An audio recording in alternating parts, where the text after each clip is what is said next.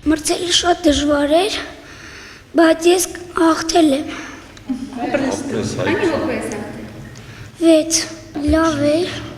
շատ լավ էր։ Այնտեղ շենքեր էինք մտել, գեղեցիկ։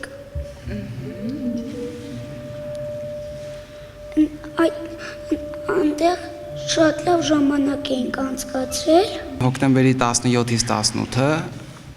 Վիլնյուսում, Լիտվայի մայրաքաղաք Վիլնյուսում տեղի ունեցավ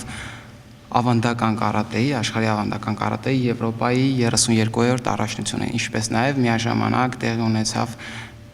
մանկահասակների Եվրոպայի գավաթի առաջնությունը, որը թվով 5-րդն էր։ Եվ մեր թիմը Հայաստանի հավաքականը մեծ հաջողությամբ հանդես եկավ, վերադարձել ենք 13 մեդալներով, ունենք 2 ոսկե, 3 արծաթե եւ մյուսները արդեն բրոնզե մեդալակիր։ Ավանդական կարատեն Հայաստանում շատ մեծ զարգացում ունի եւ մենք գոհ ենք մեր արդյունքներից այնքանով, որ որպես փաստ արդեն երևում է մեդալների քանակով, որովհետեւ մենք մոտ 1 ամիս առաջ ընդունեցինք Աշխարհի ավանդական կարատեի ֆեդերացիայի նախագահին Հայաստան, տեղի ունեցավ մեծ սեմինար, մոտ 250 հոգանոց, քիչ քանակությամբ մարզիկներ եւ շատ քանակությամբ մեդալներ, այս մեր փոքր պետության համար դա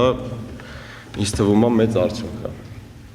Մենք գոհ ենք եւ Նարեկի աշխատանքից եւ Սենսեյ Սուրենի աշխատանքից ֆեդերացիայի նախագահի եւ մեզանից եւ մեր երեխաներից, ովքեր որ մեզ պարգևեցին այսպիսի հաճույք։